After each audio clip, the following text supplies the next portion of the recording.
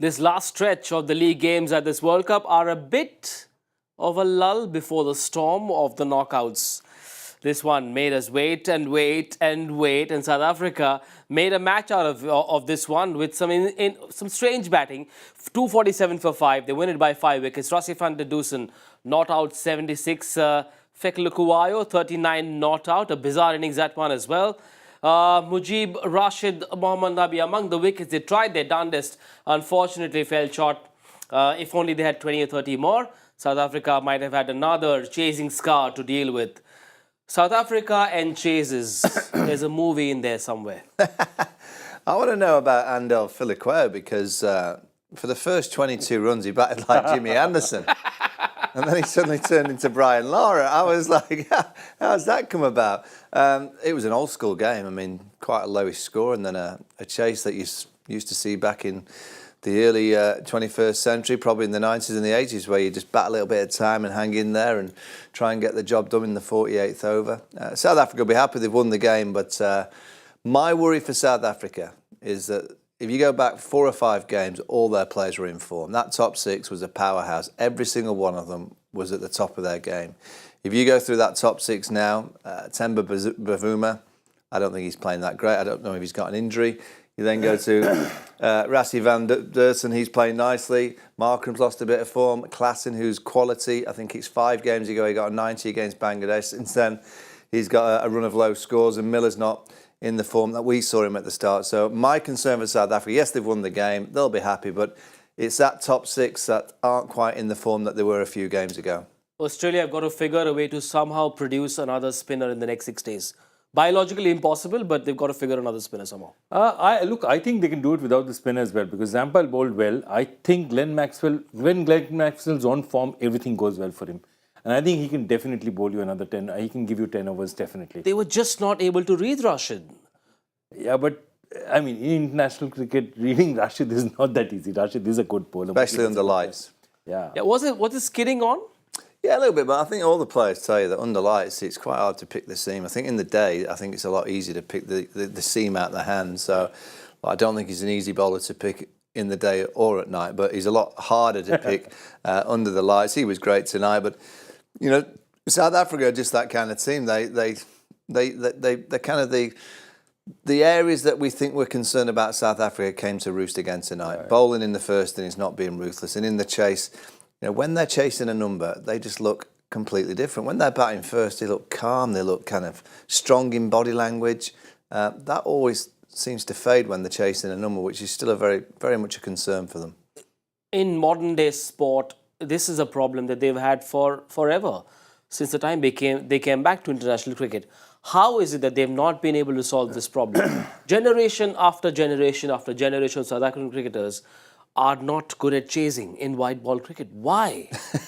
I don't know. I mean, again, they'll be, if any of them watching this show, they'll be saying, we won the game. You know, we've won a game by 5 wickets. Tonight was an absolute perfect chase, but they just look a different team when they're chasing a number. And yes, they've chased twice. They only just go over the line against Pakistan. They beat Afghanistan, 2 decent teams, and obviously they fell short against India and the Netherlands. But I'm pretty much sure I know what they're going to do at the toss in Calcutta if they get the chance. And I'm pretty sure I know actually what Australia are going to do. They're going to bat and say, good luck chasing in the evening. But only they know. Only they know. It's probably it's certainly not a skill factor, because that top 6 is as powerful and as skillful as any. It's clearly a mental kind of approach that they found it quite difficult. Perhaps helped by the fact that Azmatullah Omarzai bowled only 1 over. I think there was some injury issue. He went off and bowled just 1 over. Yeah, definitely. That would have hit. But look, Omarzai is not their main bowler. I mean, he did well. He's got wickets for them before. But he's a bustling in all-rounder, just, gets a bit of the seam. The truth is that these spinners were the people that were supposed to put them under pressure. But look, the big issue for me is that South Africa is regarded, this top 6 of South Africa is regarded among the best players of spin. And if you look at it, Mujib, that the number there, 51, does not do justice to the way he bowled, because I thought he was absolutely marvellous. Yeah. Nabi was superb. Rashid Khan, 10 overs for 37. I mean, Rashid Khan was Rashid Khan. Noor Ahmed, perhaps, I didn't like the lines he bowled, especially to right-handers, because he was tending to drift down leg side, and he was not putting the players into where they had to make a decision about how to play him. Yeah. And I think that's the one thing about Noor Ahmed. Noor Ahmed is best when he puts the ball in a place where the batsman is not sure which way it's going to go. If you're going to pitch it at leg, the batsman can just have a wipe at it. So I felt he bowled defensively, but the rest were absolutely superb. And I think that was my big problem, that Klaasen is one of the best players of spin in the world. Markram is a brilliant player of spin. David Miller plays spin well. Van der Dussen plays spin plays well. What happened to them? I'll go back. I'll go to a week on Sunday, the final at this venue. It proved tonight that actually win the toss, you don't necessarily win the game. Yeah. Because I think all the talk was, Ahmedabad, the dew comes in, it's an easy chasing ground. Tonight that ball was spinning in the second part of the game, which is a good sign for the final, because what we don't want in a final is you win the toss and we kind of know the outcome. Yeah. And this pitch will be, if India get to the final, I would think they'll want a pitch like this. Plenty of spin, plenty of there. Still a bit of carry for the seamers. So it's actually nice to see a final pitch which is not going to be absolutely dependent on the win of the coin. That dismissal of David Miller, cotton ball Nabi, did it stop on him? Yeah.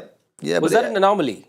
No, but he'd been out there. He got 24, so he'd been out there for quite a period of time. So he, on a pitch in India that's a bit dry, you've got to expect every now and again the ball to bounce and just stop.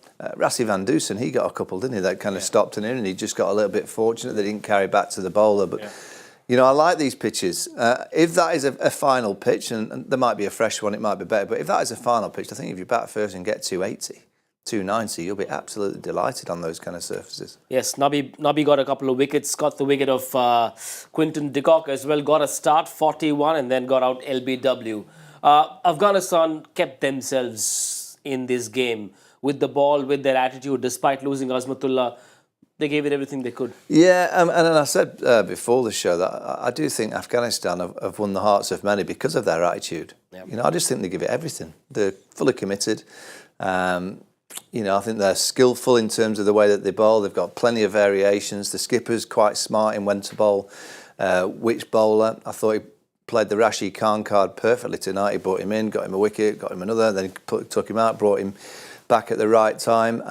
They've been a credit. They really have to themselves. And it just shows you when you get a collective group really working together and fighting for each other, anything's possible. 10 overs, 1 maiden, 35 for 2. Nabi, how underrated is he? Absolutely. And I think this may be his last ever one-day international because, when are they going to play again? One-day international cricket. And you see that, and I just loved his first wicket. Not just the first wicket, the review he took. I mean, I think that was a review on Quinton, right? Yeah. And that review, he knew exactly where the ball was going. We were saying the ball just skidded on and Quinton just couldn't bring his bat around in time. Yeah. And I think he's a class bowler, especially to left-handers. He's just so dangerous now. Uses the crease well. I really feel, one of the things you feel is when you see a bowler like him who knows his art, he's really a very crafty off-spinner. That the fact that Afghanistan doesn't play too much test cricket or has not really got a great test cricket record, you feel bad about because you feel that he's a bowler and a bat who would have done really well in test cricket. But he's a credit to them. And I think if this is his last international, I think he showed us what a class act he is. He was there when Afghanistan played their first ever ODI, and he possibly will be leaving when they are on their all-time high. It has to be a very special feeling to have seen this phase and to leave the team on a high. Yeah, I think I'm right in saying he's played every single one-day game bar one. Yeah, I think 155 I think he's only missed one 50-over game for Afghanistan. It's been a massive high for them, but with the group of players that they have, can Rashid be still there in 4 years? Majid, can he still be there? I have no doubt that they'll have cricketers coming through. Now, Afghanistan are a country that love the game, and there'll be so many kids playing the game on the back of what these guys are doing. They'll be, really inspiring the next generation. Whether the next generation is going to be ready and better than these in 4 years' time, we'll have to wait and see. But what Afghanistan have done for their country, and hopefully a generation of young cricketers, both boys and girls, will come through and represent Afghanistan in the future. Rashid Khan looked good as well. He looked to be in the zone today. Yeah, he's class. he's an absolute wizard. His energy, his mindset, his paces. You can always tell when Rashid really fancies it. Particularly when there's something there in the pitch that he knows that he's. I think he knew quite early that some of these South African batters weren't picking him. Yeah. Even though they've played him lots and lots and lots, I do think facing him under lights is a lot more difficult than facing him in the day. He made their life quite difficult this evening with his couple of wickets. Well, it took one man to bat through. He came into bat in the 11th over. Rasif van der Dussen looked in control, looked very reassuring. He didn't have too much trouble facing the spinners, did he? 76 not out of 95. Very much in control, hardly. He didn't play any bad shots. Look, there are a couple of balls again that stopped on him. He didn't look the most fluent. And see, I'll tell you, very interestingly, he was the one player of spin. You see it, he plays very late. Okay, so if you see his first 4, 5, 6 scoring strokes, they're all here. Because he's got that ability to wait for the ball to come and then just dab it past slip, dab it past. Yeah. So he got a lot of runs in that arc up front. And that's a speciality of his because he plays late. He plays the ball very late. And against a spinner, that's a great advantage in a situation like this because that means even if you're not reading him well, you normally wait for the ball to do something before you do that. And therefore, he had that ability. He was a stabilizing factor. And if you notice, again, very interesting innings in the composition of the innings. The big shots that he hit was actually up front. Yeah. Moment the wickets started falling, he went into safe play mode. He started taking singles, started rotating strike. Because he knew that if he went out, at that point in time, between overs 31, 32 to 41 or 42, 43, if he went out, I think the match would have totally changed. And I think that's what you'll see out here again. I mean, 5.7 to start with. But then once the wickets, those 2 wickets fall, they're down to 4.2. Then again, they fall into 4.6. They knew it wasn't a very big target, but that was what happened to them. And therefore, Van Dusen, that way, coming in at 1 down, just read the situation, read the game situation very well throughout. Their batting lineup will look a touch better when Jansen comes in for the semi-final in place of Felikuayo, I'm assuming. Specific batting lessons for South Africa if they have to chase in the semis? I don't know, I just think they've got to, Temba Bavuma's not playing great at the top. They've got to try and find him some confidence in the next few days. I don't know what he's done to his leg. Clearly had an issue tonight. Yeah. There is Reese Hendricks that could come into this side. Will they make the change? We'll have to wait and see. For Temba? Well, I'm just saying that he got an 80-odd in his last game. I think it was against England at the Wankhede. Will they risk bringing someone that's not been playing any cricket? We'll have to wait and see. But look, they've got a good batting lineup. They're very, very powerful. It's just, can they free up the man and go for it? If they try and play safe, South Africa, hang in there. I just don't think that's going to be good enough to beat Australia. I think they've got to be brave, get on the front foot and try and put the Aussies under some pressure. Does Temba Bavuma inspire enough confidence? He was limping a bit today. Even if he's 100% fit, how does one drop the captain for Reese Hendricks? Very true. I mean, if he's 100, that's what my point is. The only way, face-saving solution also. If they feel they want to drop him, is say that you've got a bit of a niggle. Perhaps it's better you sit it out. Yeah. Because if he's fit, you cannot not play him, whatever the circumstances are. He's a captain who's got you so far. He's led you for the last 2-3 years. His record before the World Cup has been quite impressive. He's been averaging over 50. He's scored a lot of runs this year. It's just that his World Cup record has not been great. He keeps getting to 20. So he's doing something right to get to 20. He does. He just keeps getting to 20 and he's not kicking on. Against Australia, if you get to 20, you've got to kick on and make it really count because, as we've seen, Australia will never, ever give up. They're very strong in mentality in the big games. History tells you that they know how to win World Cups. That's what they have been brought up watching other teams. Some of them were a part of the 2015 World Cup that they won in Australia. So somehow South Africa have got to find this mindset of being really positive and really aggressive against the Aussies. When the captain isn't really a very skilled player, I'm saying this with due respect to Temba Bavuma, it is a problem because you can't not play him, you can't drop him. Similar to what happened with Sri Lanka, Darshan Shanaka just couldn't score or take wickets, but he had to play. Yeah, I mean, it all depends on if he's injured, he's injured, but if he's fit, he plays, he's the captain. You don't drop your captain before a semi-final. But he's just got to find that mentality. He might be saving his runs for the semi. He might be saving his big score of the World Cup, and what a place to produce your biggest innings of the World Cup in a semi-final against Australia. So maybe he's waiting for the Aussies on Thursday. Well, while we were watching this bizarre chase from South Africa, although it did end up very well for them towards the end, they win by 5 wickets, we got another shocker.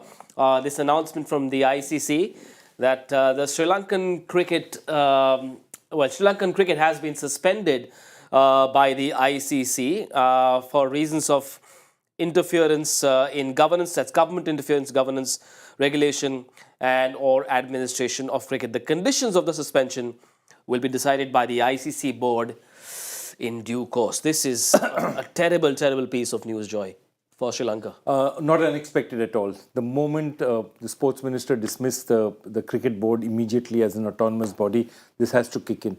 And why does it kick in? Very specifically, this is to ensure the lack of political interference in sport, because around the world, if you have dictatorships, and it has happened actually in Central America, where a dictator's son has played in the first 11 of the football team of his nation, or you suddenly sack everyone else of the team because you're angry and there's a national sentiment against them.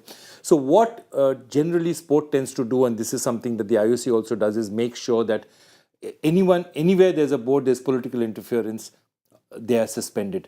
And what they do, and this has happened before, Zimbabwe was suspended in 2019. Okay. For example, in India, the All India Football Federation was banned by FIFA in 2021-22. What they do is they first immediately suspend. So you're out. Okay. And then they allow the government, all sides to come and put their papers before and say, okay, this is what has happened. And then it is, their duty to look at those papers and decide whether the suspension continues or not. But the way it's structured, which is true of all world sporting bodies, whether it's the ICC, whether it's the IOC or FIFA, the rule is if there's interference, you first suspend, then call for papers, then have a meeting and decide whether the suspension continues or not. But the default decision is always suspension first. For our viewers, a suspension means that the Sri Lankan cricket team, as a cricket team, cannot play anywhere until the suspension is revoked. This is unfortunate for the players. It's for no fault of theirs. It really winds me up, because you look at Nasanka, you look at Asalanka, you look at Madhushanka. They've all had good World Cups. They're all good young players. Yeah. Now, what's been going on behind the scenes in the dressing room in the last few weeks? They'll have been talking about all these issues that clearly have been happening back in Sri Lanka with their board, governmental pressure. To think you've got a group of talented young players coming through and they're having to deal with or hear conversations regarding all this nonsense. I've always said in sport, politicians should be nowhere near. Government shouldn't be anywhere near the selection or the administration of your sporting teams. You appoint a group of people to manage that sporting team. In this case, you've got Chris Silverwood as head coach. You appoint, let him manage it. He'll have people around him and he'll choose people within the backroom team to make sure that the team are going to go on that. Are they going to win every game? Absolutely not. That's not the case of what Sri Lanka are at the minute. But to think that they're getting all this outside influence and pressure being put on them, and then they've got a group of young cricketers that will be hearing so much nonsense other than hearing what they should be hearing in a team room, which is, right, how are we going to play better cricket? How are you going to be a better batter? How are you going to be a better bowler? How are we collectively as a team going to be better all together? To think that they'll have been in a team room hearing all this nonsense for the last few weeks. No wonder we've seen some performance levels from Sri Lanka that even within an experienced team that they have here, they've dipped well below what we would have expected. We'd have expected Sri Lanka to beat England. They hammered England in Bangalore. Yep. Not saying that they would produce that performance on a day-to-day basis, but this Sri Lankan team has underperformed hugely for the talent that they have, and I completely understand why when you hear about the nonsense that's going on off the field. Yeah, the ICC, I suppose, is justified in making this move, although it is an extreme move. Is there another kind of arrangement possible where an ICC representative can control cricket while... so you can do all sorts of stuff. You can have an ad hoc interim committee. You can do a lot of things. The important thing is normally even when it happened with the AFF or with FIFA, what they try and do is they will try and call them immediately. In the next 7 to 10 days, they will try and bring somebody in, have them submit the papers. They will try and expedite this over the next 15 days to a month. So what the rule is that basically international bodies don't like people in limbo and suspensions. So they'll say, we need to solve this in 90 days. And the lawyers will be in, and the government puts in an application. The ICC will say, we will work with you with the government. If there are genuine problems, we will work with the government to make sure that the Sri Lankan Cricket Board, there's a newly constituted board. But they will do it very fast. In 90 days, normally they press the button on this because nobody, not the ICC, nobody wants to see bodies suspended. It's not good for cricket, it's not good for anybody. But the circumstances are such that if there's political interference, they have to do it. Yeah, I just think, I don't want the players to be affected. I want them to play. I don't suddenly want to see Sri Lanka not playing any cricket. But if it's got to a stage where that is the way to hopefully move Sri Lankan cricket forward by getting better governance Absolutely. to run their cricket, and the ICC have to put an interim board in to run Sri Lankan cricket to make sure that it's run absolutely correctly. If they don't play cricket for a few months because of that, but in 3 months, 4, 5 months' time, Sri Lankan cricket is in a better place than it is now for that kind of suspension, I would be for that. But I hate to think that this group of players potentially might not be playing for their country because of the back office, because of what's going on behind the scenes, which has nothing to do with a young group of players. I think what you'll see is very soon they'll just go in there and say, do it. Here's it. We can give you a list of 2 players who, for example, would be fantastic to be just ad hoc running it. Here's Mahela Jayawardene, this is Kumar Sangakkara. Any of these guys, just get them together. Let's start the interim body starting. ICC will trust players like that to say that, okay, have these guys in charge to see that things are okay in the next 3 months. I think that's what they will need to look to do. Go to somebody whose integrity is absolutely beyond reproach and say, put these guys in, things will be normal soon, but you need to make decisions which empower these people. Short term to make good decisions. Asian cricket, world cricket needs Sri Lanka cricket to be back on track as soon as possible. It's been a forgettable World Cup for them. They have played all their matches, just the 2 wins, 7 losses, and it looks like they will be at number 9. Netherlands likely to lose that last game against India, just the 4 points. That's where it stands. England out as well. And England will play their last World Cup game against Pakistan. That match will be played at the Eden Gardens in Kolkata. It is England versus Pakistan. One last hurrah for the former champions. I'm not using the words defending champions anymore. England saw Ben Stokes come into form. A big plus as well. What are your expectations from that game? They'll play the same team. I can't imagine England will make any changes. They beat Holland convincingly with a good kind of formation of a team that had plenty of variations in terms of Harry Brook came back in for Liam Livingstone, Moeen Ali bowled quite nicely, got wickets, Rashid. That combination were back to their best. William Wokes were excellent with a new ball. Gus Atkinson back into the side, so you're not going to drop Gus Atkinson surely after just one game. Bairstow needs a few runs, and Joe Root, there's plenty of discussion back home about whether Joe Root is warranting a place in the 50-over side. Will it be his potentially last game in 50-over cricket for England? Again, only time will answer that question. But yeah, they play well against the Netherlands, and I would expect exactly the same team to play against Pakistan tomorrow. Chris Woakes' form, a huge plus for England as well. Absolutely. I think he's done really well with the new ball for them. And he needed to. I think he's got a bit with the bat as well in the last 51. match. Because, and that's been important for them as well, because after if they drop Livingstone, there's basically one more all-rounder that they're dropping for a more conventional kind of bowler. So I think you've got, this is the England team. It's still not performing, firing on all cylinders, but at least this is 70 to 80% of the team we expected when this World Cup started, where they were one of the favourites. For Pakistan, though, it's a near impossible target that they need to achieve. And Babar Azam to the press said that they have plans in place. Fakhar Zaman, a magnificent 100 in that last game against New Zealand. They beat New Zealand in Bangalore, held by DLS. Of course, they were chasing 400 plus. And apparently the plan is for Fakhar Zaman to bat 20 to 30 overs if they are able to bat first. And from there on, maybe look at scoring 400, get England all out for less than 112 or whatever it is. I think if they get 450 and they bowl England out for 163, they've got a sniff. I think that's the kind of equation, somewhere around those numbers. They might have to lock some of the England players in the dressing room and time them out. Oh, it'd be fun. I know from these two teams, I mean, Pakistan will go for it. I don't think their cricket supporters will allow them not to even go for that small sniff. England will go for it. I will be studying tomorrow.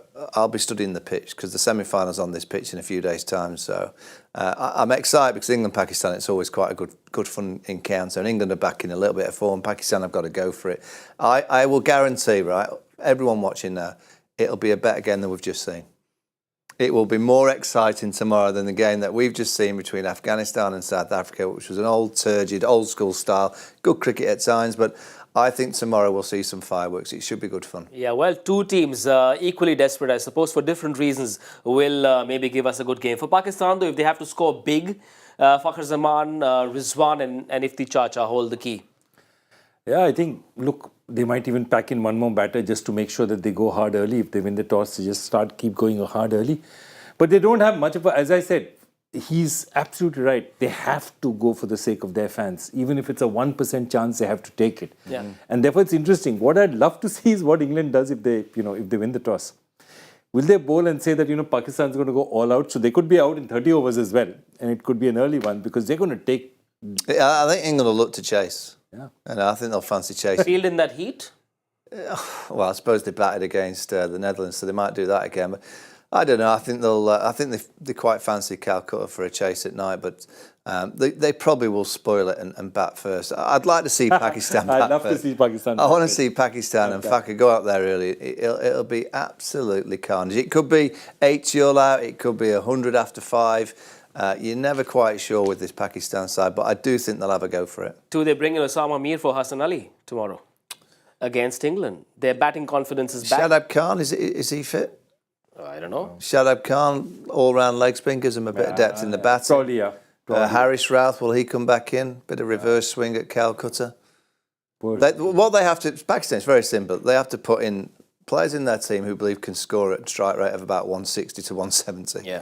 And they just need wicket takers. Whoever their best wicket takers are, they'll sit down and go, right, who potentially could get us a 5 for quickly? Harris Routh, he might try, but he has got it in him to do that. He'll be in the side. Anyone that's got that Shaheen Shah Afridi ability to get 3 quick wickets, he's obviously going to play. That's why I think they'll play the leg spinner Shadab Khan. I think they'll fancy his leg spin and a bit of depth in the batting. In case you guys are wondering, if Pakistan do bat first and score 300, they have to restrict England to 1-3-13. What, if they get 300? If they get 300. Yeah, so what, 113 for only 300? 1-3-13. Just 13, all right. You suddenly thought it was... I was like, wait a minute, I've been reading the wrong sites today. It's 313. That's the equation. Well, you got your prediction right. Oh, well done. Well Twice in a row. Did I? Oh, thanks. Very few days you got both. What was the score? 57, I think. All right, 2-2. Very Well lucky. done. Something's going right for some Englishmen here at the World Cup. What about Joy Factor? Who got that one right? Let's get you the question first. Okay, 100 current ODI men's batters have scored at least 1,000 runs. Who's the only player to have scored as many centuries as 50s? That means a 50% conversion rate, which is fantastic. And it is somebody who played today, Ibrahim Zadran. Ah, okay, interesting. Very impressive batting average, above 50. One of the current players, one of the 7-8 current players to average above 50. Fantastic conversion rate. The sky is the limit for this young kid. And the winner is... Naresh Verma. Oh, clearly his favourite player. I'm not sure who his favourite player is. Do you know? Oh, I haven't heard of that name ever. No. Is he one of your regulars? No? No, he's newbie? not. No, he's not one of my regulars.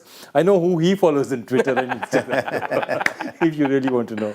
Well, he got his name on TV, well, on India's #1 cricket platform, Cricbuzz, on this Friday night. So well done, Naresh, and make sure you keep sending in your entries every day. Cricbuzz Live will be back tomorrow at 1:30 p.m.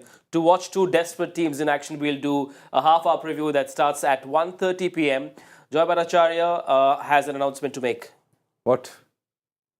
Aren't you hanging your boots? Bas, bye. I've retired. Like Mohammad Nabi, I've retired from one-day international cricket. Only one day international cricket. Only one-day international. T20s need you, sir.